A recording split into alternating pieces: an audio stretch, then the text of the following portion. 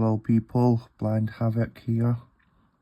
Another video, short and sweet, about accessibility within the Rabbit. So, let's turn this thing on. Let's open the settings by giving it a little shake. So here we have the settings, but for those of you that don't know, I am visually impaired and I can't read any of this unless I use the built-in magnifier on my iPhone. I don't even think if I zoom in on my phone here it goes all blurred. I could see sound. I can't see the words when it's highlighted, and the obvious that I'm going to point out is when you scroll through the settings, it doesn't read anything out for me. So as for blind and visually impaired users of the Rabbit, this is just means nothing. I shouldn't have to use a magnifier on my smartphone to read, because it's a bit too much magnifying and scrolling at the same time. And then, like, if you look at brightness, I know that it says hold there. I've used my magnifier, it says hold. So as you hold in the side button, whoop, where's that gone? As you hold in the side button,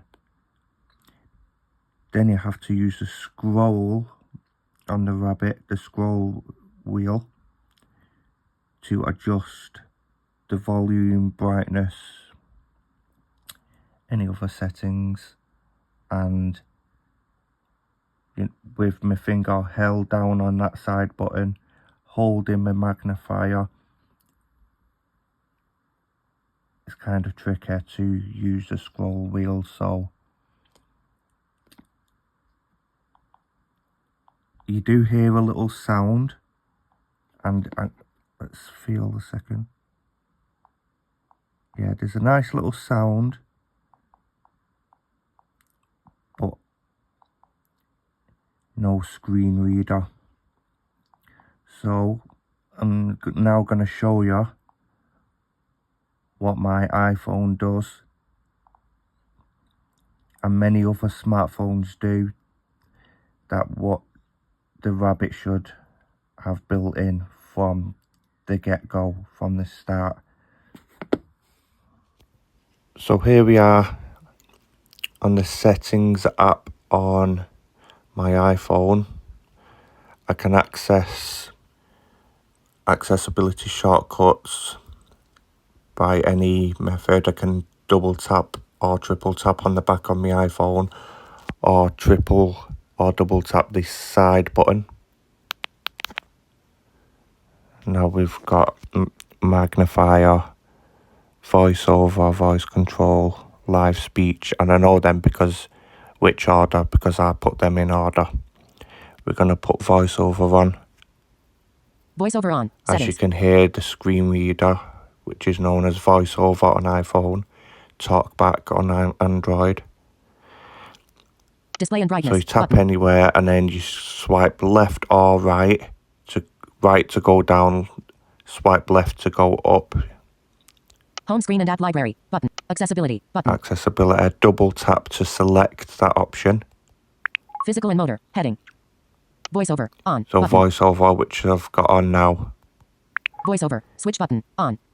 Speaking rate. Speaking 65%. rate. Adjustable. Swipe up or down with one finger to adjust the value. 67, 86%, 89, 99%, 98, 90, 89%, 87%, 89%. Voiceover practice. Button. Double tap to activate the selected item. So I can still understand. Speaking rate. 89%. Adjustable. Speech. Button. Voiceover recognition. I can still understand from that speaking rate. Swipe up or down with speaking rate. 89%. Adjustable. 92, 77, 69, 66, 65%, 64, 63%, 60, 55, 52%, 51%, 48, 50%, 51%, 55%, 56%, 57%. have it on 57 for use to what Tap once listen. to select an item. Accessibility. Back. Accessibility. Voice. Zoom. On. Zoom. Button. I use Zoom to read messages. I can type out with Zoom, so double tap on my screen, can zoom in, zoom out, move around the screen. I can look at images, Display and anything text on the size. screen Button. really. Display and text size. Button. Change text Motion. size. Button. Spoken. Audio descriptions. Off. Button. So we have a lot of accessibility features here, not just for visually impaired. Touch. Button. Face ID and attention.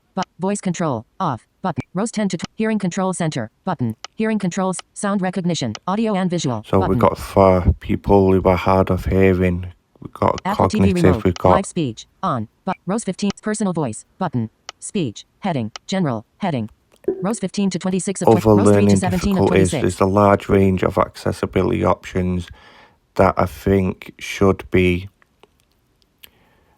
implemented in the Rabbit device from the get-go. They should have had this on board right away, but they haven't, and I'm hoping that they do.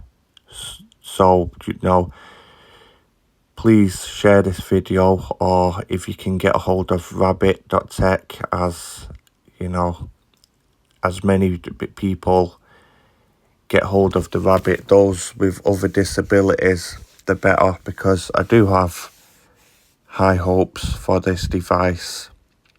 Even though I'm having a few issues, the accessibility features, the lack of it isn't just the one. I'm still trying to connect to Spotify and Uber.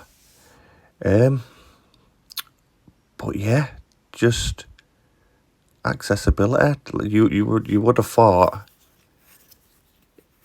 it would be on there from day one, because my Xbox has accessibility features. A lot of video games do. Other consoles, PlayStation, Nintendo.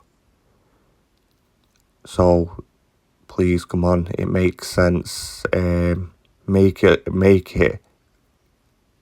a friendly device for those with visual impairments. And if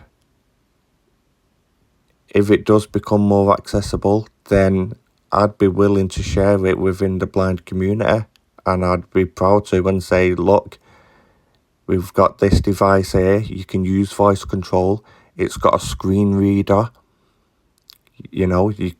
maybe you could zoom. I know it's a small screen. It still would be nice if you could zoom on the screen like I was showing you. And anything that you can put on to make our lives a little easier with the Rabbit would be great. And I'm looking forward to the 4th of July update to see what new things we get there. So thanks for watching. Please share the video. The more people this video reaches, the better. Let's make Rabbit that device that it says that it is, the phone killer, where you're not going to be using your smartphone all the time. You've got this device, even the rabbit hole built into this device, and anything where you're not going to be picking up your smartphone all the time, you've got the Rabbit. So thanks for watching. All of you, take care. Bye.